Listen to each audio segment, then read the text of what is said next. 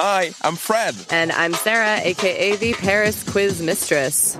We're two friends addicted to trivia, and we're rewatching Alias. But this is not an Alias podcast. Every episode, we play general knowledge trivia on a theme. 5 quiz questions for you to play along.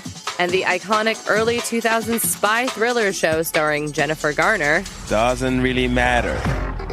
Because this is not an Alias podcast.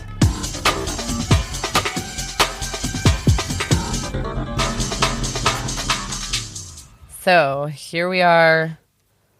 Season 1, Episode 5. Doppelgänger. So many things have happened. It's really nonstop. Would you like to take a crack at summarizing the things that happened in 60 seconds, Fred? I'll try. I'll do my best. All right, ready, set, go.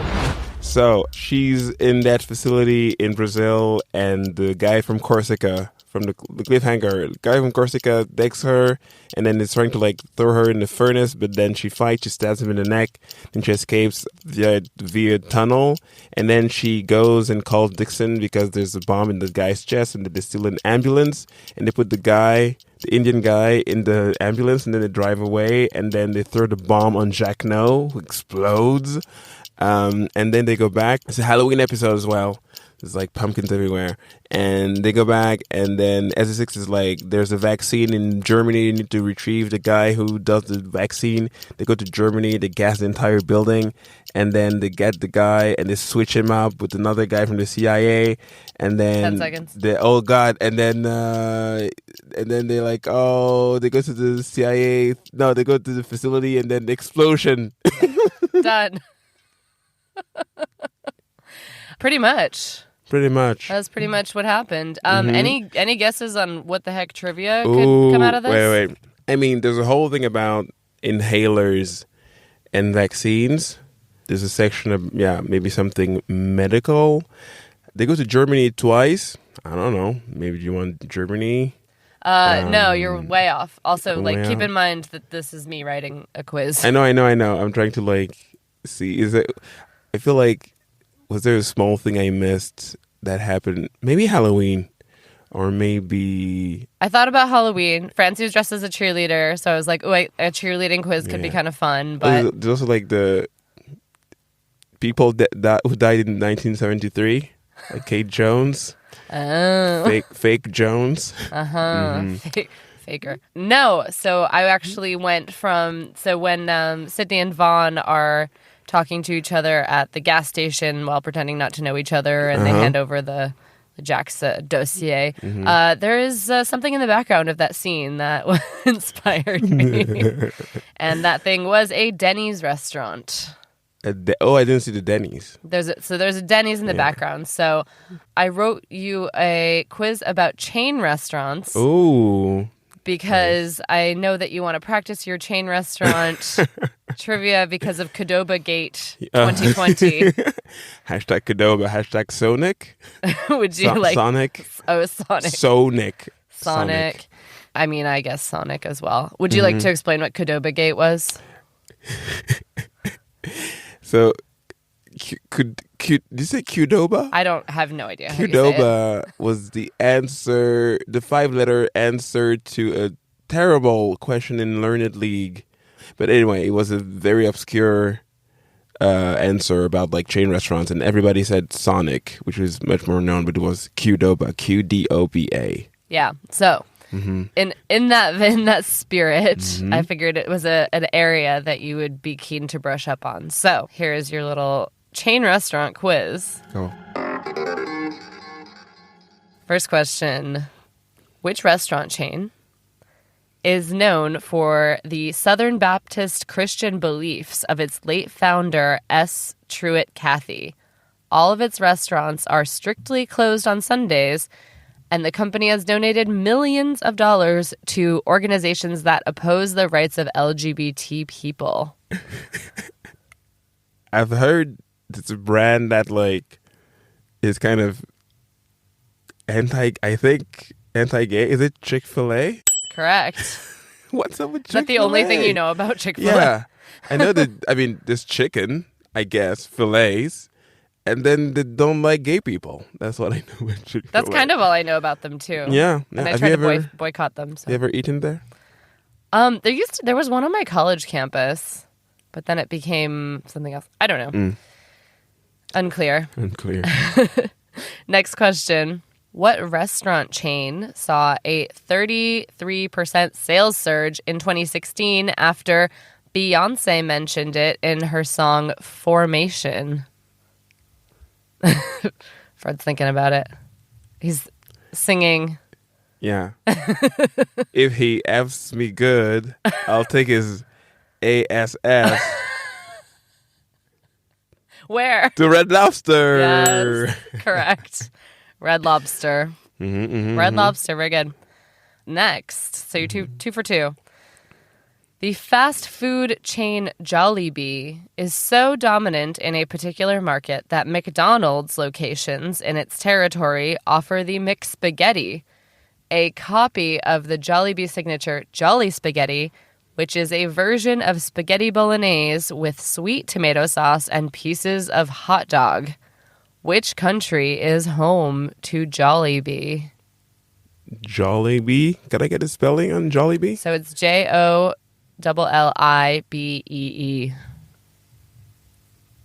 Whoa. Spaghetti, sweet sauce, hot dog. Sounds good. Sounds like the ultimate student dinner. Jollibee. Okay, so I've never heard of Jollibee. It's a country, well, I would characterize this country's cuisine as like constant mashups. Constant mashups. Is it Canada? No, it's not Canada. I was thinking about poutine. No. Constant mashups. Well, yeah. Just like influences from everywhere and throw it all together. Who does that? The world is so big. When you don't. Any other guesses, or do you want me to give it to you? I'm gonna guess India. No, not India. I was looking for Philippines. Oh, Philippines. Indeed. Yeah, lots of influences for sure. Yeah. Also, like sweet tooth country, I feel. Okay. Certain regions, at least. I could learn more about Filipino cuisine for sure. Yeah. Okay. Spaghetti, sweet sauce, and hot. That sounds good. I mean, I would eat it. I have not yet, but I would. Okay. Next question. We've got Ben Affleck appeared in a 2023 Super Bowl commercial working at a drive-through window of what chain, which shortened its name in 2018? So I've seen that embarrassing ad where J-Lo comes to like pick him up. I mean, he's an masshole, obviously, and the reigning chain of masshole country is Dunkin'. Correct. So it's not Dunkin' Donuts anymore? So apparently not, no. It's just Dunkin'. Dunkin'. Okay. Very good. Your last question, Fred. The chain Benihana introduced what style of Japanese cuisine to the United States?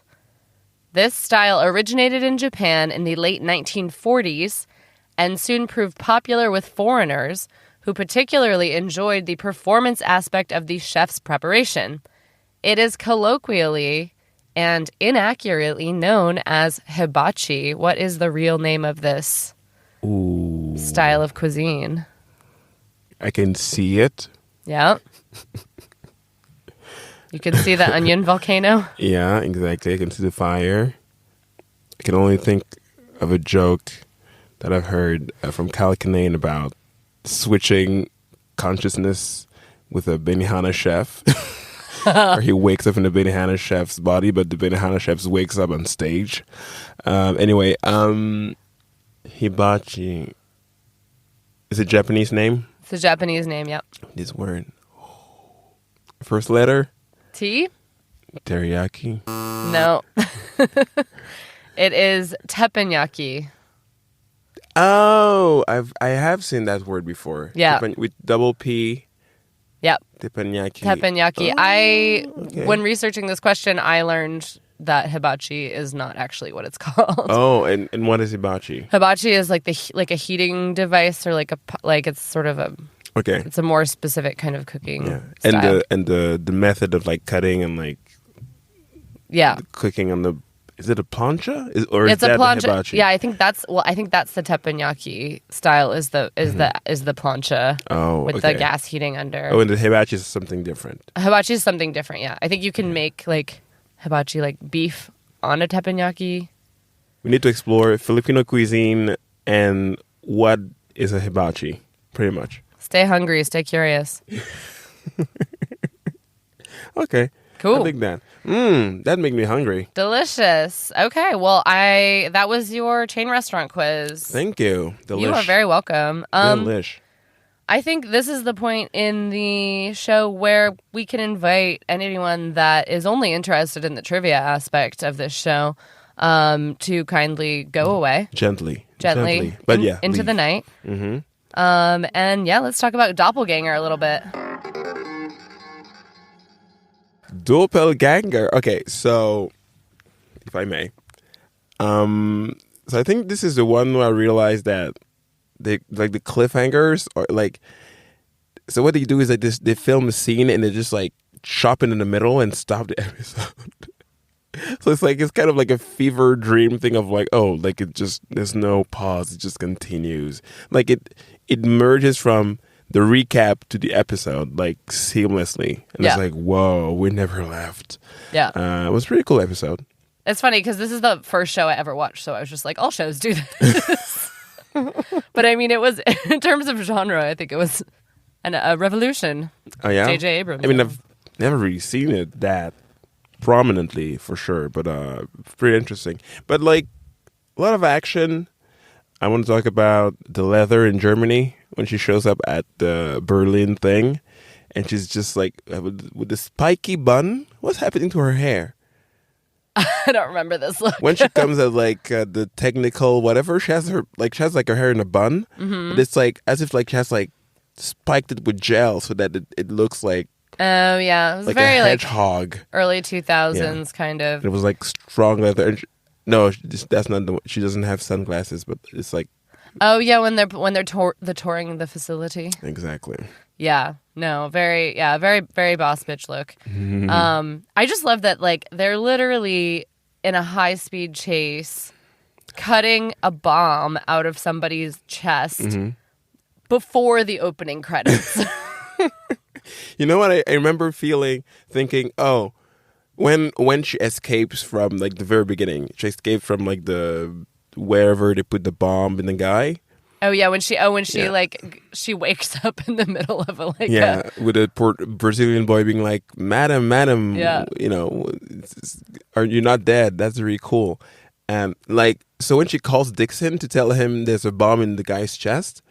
So many things that already happened in the escape that I forgot why she was escaping. I was like, oh yeah, there's a bomb in Patel's chest. Oh, yeah. Like, there was a whole action sequence of just stabbing Corsica guy in the neck and then escaping. I was like, so many things are happening. It was pretty cool. And the explosion was like, yeah, for sure. Again, I think it's a show that for the time trusts the audience a lot more than a lot of other shows at the time did. Cool. Yeah. Cool. Yeah. No, excellent episode. Super sad at the end. Dixon. Gutting. Yeah. Gutting. Yeah. I mean, it's devastating. Yeah, it's an actual very well done emotional beat and like surprising and like it's like it makes sense. Like they're all pretty competent, and Dixon is like I do my job well. Yeah. And there's a whole talk about like the meaning of what they do, and it evolves as she knows she knows he's not doing what he thinks he's doing. Yeah. So that's kind of like whatever. But so basically he unknowingly killed agents that were part of her counter mission. 4 CIA guys. Yeah. You see them one last time being like ready to go, and it's like. Yeah. Flattened. Damn. What else happened? Halloween episode. Will Tippin keeps doing his thing. He's doing his thing. It's it's a strong B plot. Yeah, it is. It is. I like it. With an actress I feel like I've seen before, but I didn't check it out. The editor-in-chief lady? No. Fake Jones. Fake Jones. Okay. Yeah. Yeah, I well, don't know. she may or may not be coming back. She may or may not. We'll see in the next episode. Time will tell. Exactly. Ooh. Ooh. Someone's a fan. Try not to overuse that. All right. That's another one. Yeah, I guess it is. See you next time. See you. Bye. Thanks for listening to Not an Alias podcast, produced by Celia Brondeau with original music by Mad98. If you love what we do, leave us a tip. The link to the tip jar is in the description. And you can follow all things trivia at Paris Quiz Mistress. And all things Fred at Fred Me Up. Until next time. Stay nerdy and keep quizzing.